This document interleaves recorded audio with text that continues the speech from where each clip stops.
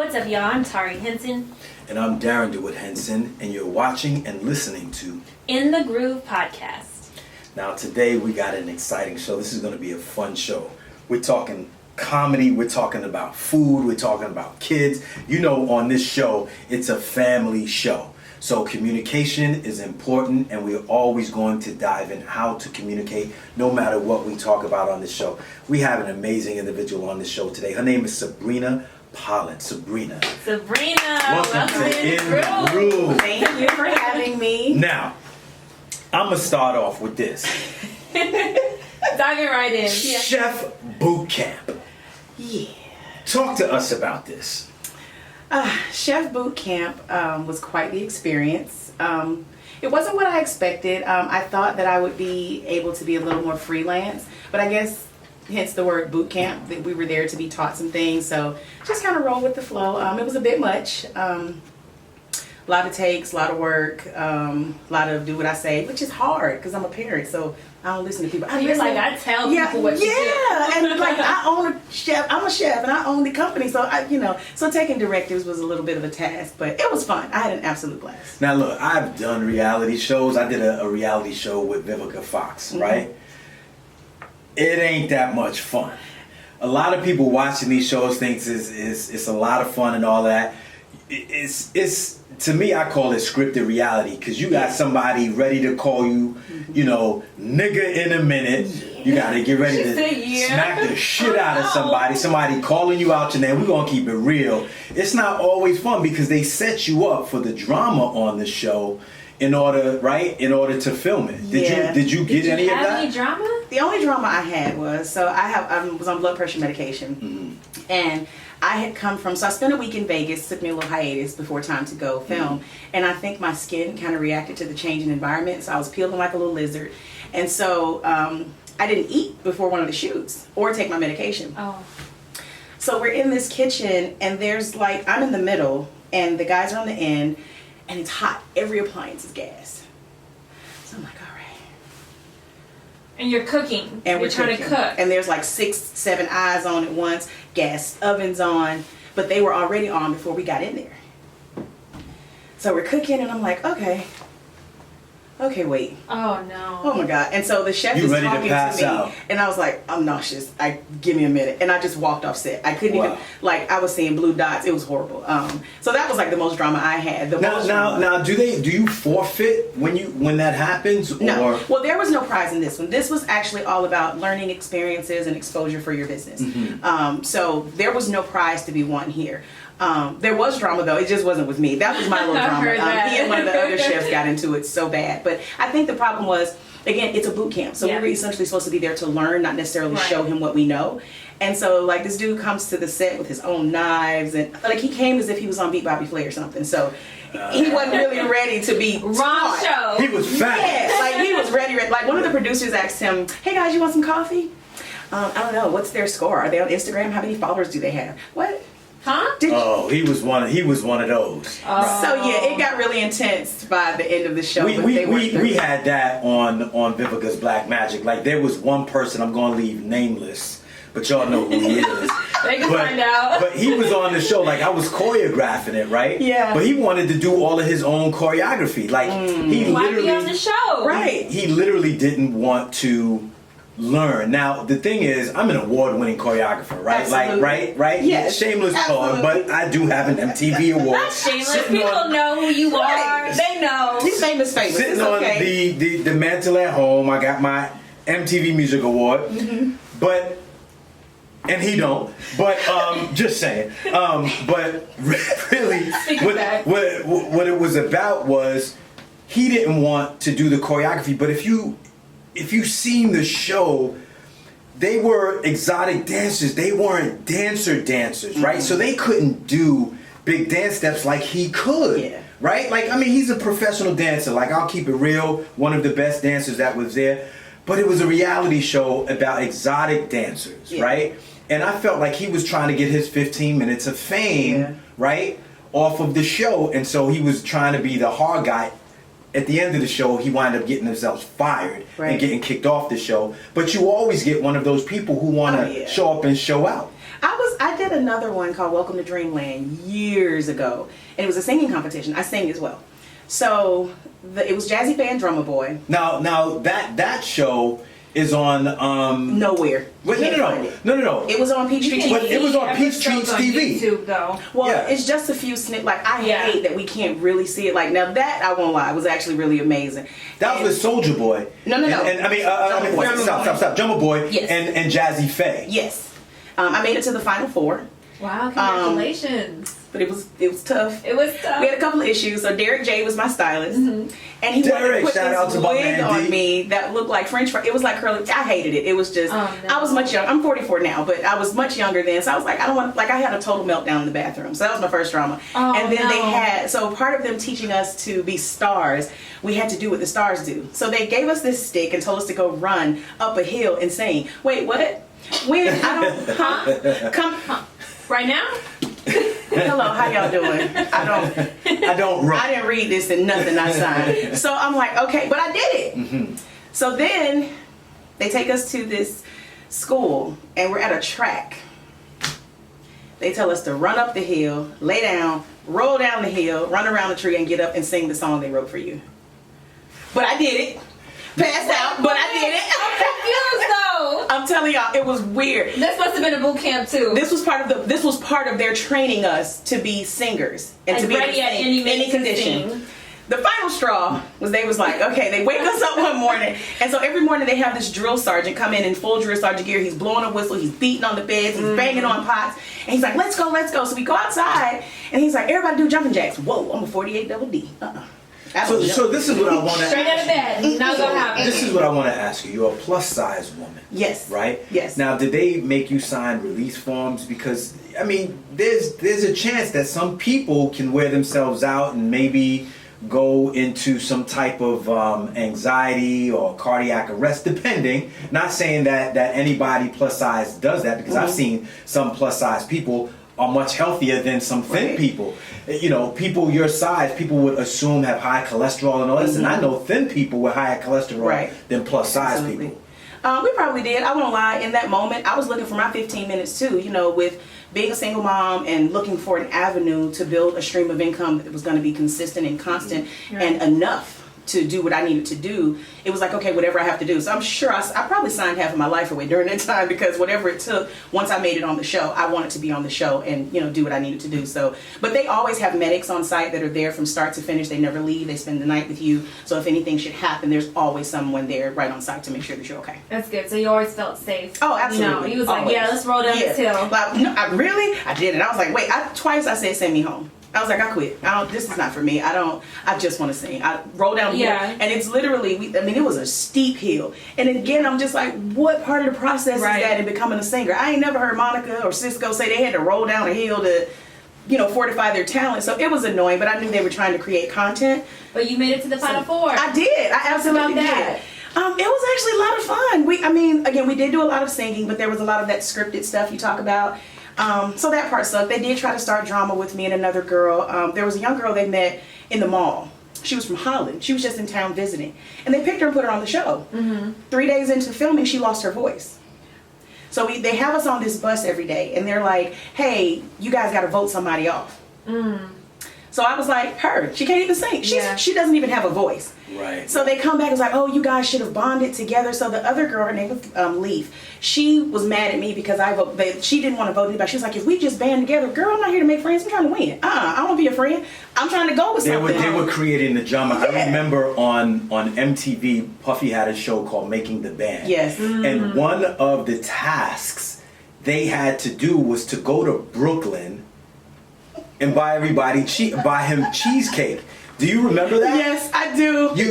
You had to go get Puffy cheesecake at this real famous cheesecake place. And I thought, what does this have to do with making a band? Yeah. But really, it does. Because it's about discipline. It's about doing things that you don't want to do at times of pressure, and understanding that pressure is what makes the gold, right? Like we always say, it's a piece of coal, and over thousands of years, that pressure makes a diamond. And so that was the pressure, but we didn't really understand that at the time. We were like, what does cheesecake have to do with making the band? Absolutely. But really, it's doing those little things or big things, right? That make a difference. Doing the things that you don't want to do, that turn you into that diamond. Yeah, Absolutely. that kind of build that foundation. So, you were on the singing competition. Tell us about, I know that you have, you're the chef and owner of the Event Boutique. Yes. Atlanta, tell us about that. How was that born? That was birthed because, so I was taking care of my father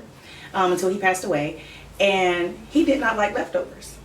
So I had to cook him 3 fresh meals every day. I can understand that. Wow. I didn't understand. I'm not a big fan of leftovers. I mean, unless it's something that gets better as it sits. Yes. You know? So maybe a spaghetti, something like that. Something that has but a lot of anything else, flavor. if it was fried You can't chicken, eat French fries leftover. And don't pop them in the oven. It's still Nothing disgusting. fried can be leftover. So that's where it started. But I had a friend who was actually getting married, and I was her maid of honor. And in the process of her wedding, her coordinator disappeared with all her money. She had not booked anything, so we basically had to recreate her entire wedding in 30 days. Wow. Because all of her family was coming back from now out of that town. should be a reality show. So, right. So as we're doing this, the day of the wedding, she gives me some checks and an envelope, and she was like, just put all these checks in there, match the name to the vendor, and give it to him.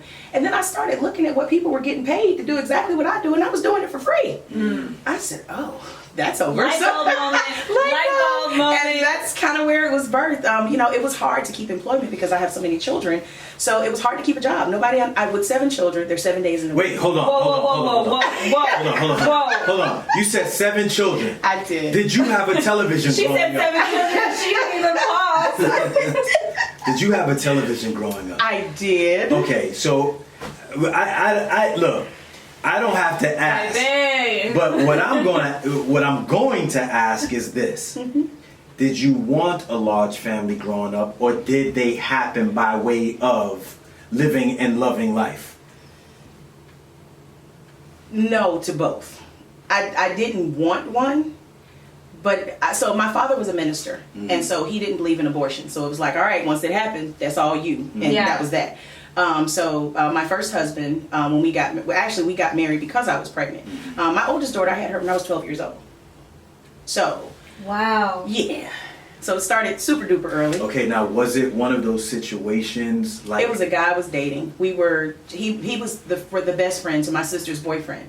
And so my parents were really strict, didn't really let me go anywhere, so I had to go wherever the big sisters went, But there's nobody there but people their age. So we just got really close, and it just kind of happened. So as a PK, did you feel like you were sinning, or was it something that you wanted to discover because you were under such scrutiny because your parents were pastors or ministers, and you just wanted to live life? Neither.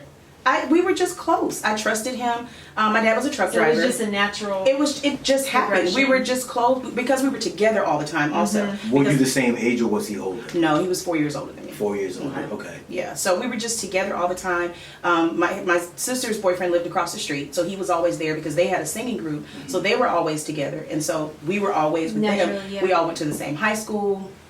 We were just together all the time, so it just kind of naturally happened.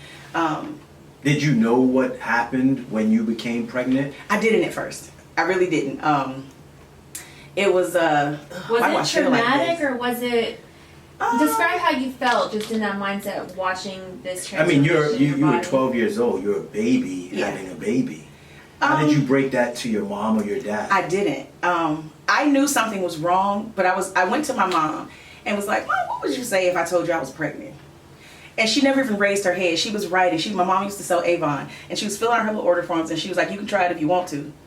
Oh, okay. Yep. When I went back to my room, that was it. I don't want to talk about it. So now I'm petrified. I'm like freaked out because now I can't talk to you about it. So one day normally my mom had to buy my feminine products, and me forgetting that I had not had a cycle, I forgot to keep asking for the products. Yeah. So about 2 months had gone by, I hadn't asked for them. So we're all outside one day, mailman runs. I was like, I'll get it. So these letters had been coming from a doctor's office with my name on them, but I just kept throwing them away. I'm thinking telemarketing. I don't even know who this person is. So my mom says, no, I got the mail today. And she goes to the mailbox, she pulls the papers out, and she's like, here, fill these out. And I'm looking at the paper like, what the heck is this? But then I look at the name on the top. The doctor's name is the doctor who delivered me when I was a baby. So I knew what it was at that point, and it was like, okay, this is happening. All right. So So I already knew that they were going to find out. It was what it did, but I didn't know what to do, and I didn't have anyone to talk to about it. He wasn't old enough to take me to do anything about it, even if I wanted to. So it was like I just had to deal with it. So first baby, 12 years old. Second baby. Let me see. Derek, I think when I was 18, 19. So did you get married? No, I did not marry her father. Okay. Her father and my father were at odds once I got pregnant, so he, kept sending him back and forth to jail, saying he raped me, all this other stuff, which was absolutely Who, not your true. dad? Yes. Okay, that was the question I want to ask because under 18 it's rape. It's doesn't matter if the young child is consensual because it's looked upon them as you can't make those decisions Exactly. that young. So that was kind of traumatizing for him because he went through a lot because of that. Even though that wasn't the situation, that's how it was treated. Yeah. So he struggled through a lot. We lost contact. He and my daughter have zero relationship now because of that. It must have been hard on It was horrible. So Yeah. she didn't even really get to spend time with him until she was like 18, and that's because she bumped into some of his other children and realized like, oh they found her on social media, and then how that whole thing goes. But never married him. So I do know how that goes. never married him. Then the husband after that, we were dating and we were engaged, and then I found out I was pregnant, and I was like, well, look, we're gonna get married now, or we're gonna have to try this again. I'm not having another baby out of wedlock, and so that's kind of where that started. From that marriage, birthed 4 children. And bad marriage, really bad marriage. But as that was ending, so my 20-year-old son, Christopher, I went in labor with him, and that same night my father had an asthma attack, a really bad asthma attack. So my husband at the time had to take me to one hospital and my dad to another. Well, my dad never came home. So I always say Christopher was my gift because my daddy was my world. So it's like he took my daddy, but he gave me my son. So that must have been a lot for you at that time to not only be giving life, but experiencing the loss of life. He survived until Father. April Fool's. My son Christopher was born on March 13th. My dad died on April 1st. And so how long did that marriage last? Maybe 6 years, maybe something to that degree.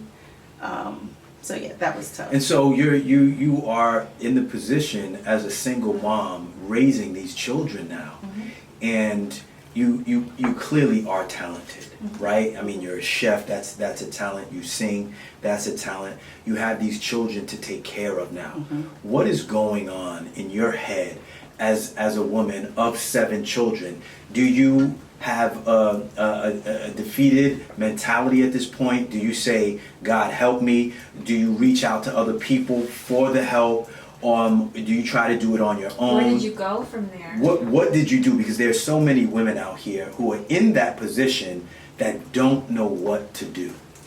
I experienced all of that. I was sad, I was depressed, I was mad. I went through everything, and my dad was like the matriarch in our family. Yeah. So with my mother, there's 3 of us. Then the wife before her, there's 7 children. Then the women before, so there's my mom and my dad was born in 1929, and he and my mother are 21 years apart. So he has children the same age as my mom. It's weird, it's craziness. So it was like once he passed, he was the glue that kept all that connected. So my children and I were estranged from everybody for years. There was no one. We literally 1 year we moved 13 times in 1 year. And so my process was, I couldn't keep a job, barely had money. So what I would do is, this was years ago when they used to have the $99 move-in specials. So whenever I would get approved and move into a place, about 2 weeks later, I'd go ahead and apply for the new place because in 30 days, I know I can't afford this, they're going to evict me. Then the next place will be ready. Wow. And so I just kept doing stuff like that. And then I started going to this karaoke show. And literally, it was nothing but God. This karaoke that I used to go to in my local neighborhood, the DJ was the DJ for that show. And he was like, why haven't you ever come? They give away like $300 every week. But I didn't have a car. I didn't have any clothes. Like, we literally, between myself and my 7 children, had maybe 2 blankets, 4 pillows. We all had about 2 or 3 outfits apiece. That was it. So he tells me one night, he's like, you really need to come. I started going. I won that karaoke every week for 8 months straight until it stopped. Ooh. And that's how I took care of my children. Wow. Wow. Now, in those kind of situations, children have a tendency to either grow together closer or further apart because of the stress that goes along with it. What did your 7 children do? How are they today, right? How are they today? Are they close siblings today, or are they kind of divided in terms of we went through enough, stress when we were younger and are disassociated now? No, they're still very close. They still, so my Two of my children are still home. My 20-year-old and I have a set of 19-year-old twins. So the boy is at home with me. The girl is in an apartment with her friend. So everybody pretty much has their own place, but they all come together. Like, we were just together the other day. My son came to my home and he grilled, and we all just kind of hung out since we got a new grandbaby in the mix. So they're all fairly close, but they all kind of do, like my son, one of my sons works for Delta. Two of my children work at the daycare that I do HR for. Another son works for a medical office. My other daughter, she's an actress and a singer as well. My other daughter's a loctician. She does hair. And my other daughter works for Apple, and she does hair as well. So everybody kind of has their own thing. Yeah, their own thing that they do, but you know. And what would you say the fabric to keeping that family blanket together is? My incessant requirement of it. You can't. This is it. It's a requirement. So you want to break up when I'm gone, that's fine. But while I'm here, I don't care what she did. Come eat dinner. Come meet us at the park. Come to so and so's house. I don't care if it's just for this day, but you can't. You can't not be together. So you really kind of maintain the dynamic that family is important. Absolutely. You know, you guys are all that. You know, I have to say that's beautiful, especially hearing your struggles with your marriages and your family, but being able to keep your family together, that's a beautiful thing. Yeah, it was a FOE, family over everything. Family over everything. And I mean everything. It's a requirement. Like now we met in Memphis, Tennessee. Yes. And I was in a lobby in a hotel talking. I had just finished hosting an event, right? Yes. And we were talking about my T-shirts, which is the God's Billboard T-shirts line. And you were telling me that you were an event planner. Yes. Right? Yes. And you know, it was interesting because I was there with someone else that I'm very, very close with who does very similar things that you do, but they do it in Memphis. Shout out to Phyllis Friday. And you know, it was so amazing because your energy is so beautiful and so bright. Captivating. Yeah, you just really pulled my focus, and you started telling me. Tell our audience what you do, what actual event planning is. I mean, we think we know, but tell us what goes along with it and what you do and how you help other people kind of introduce their businesses to the general public. Got it. So essentially my company's name is Event Boutique Atlanta, and the reason I call it an event boutique is because we don't have one particular type of thing we do. We do it all. In boutiques, you do things to suit your customers. Right. So you tell me what you want and I make that come to life based off of what you can afford. And that's it. So that's why we're a boutique, because we do it all. Our company offers event management, event hosting, event childcare. If you have an event, don't want kids there, but your guests don't have childcare, we can do on or off-site childcare for you. We do, of course, live entertainment. We have DJs, bands, KJs, karaoke, whatever you want to do. So we just help people bring events to life. We help people bring their events to life, whatever form or fashion that they want to, and also showing people that you don't have to break the bank to have an awesome event too. We educate them as well on how to do the events, and even like with my brides and grooms, we talk to them about taxes and things in the aftermath beyond the event. So we build, like most of my clientele are repeat customers that I've had for years. That's beautiful. You know, talking about God's Billboard T-shirts, like we started this brand. My wife has a brand called All Natural Queen. And we started this, and I was talking to you about this before because there was a death in the family.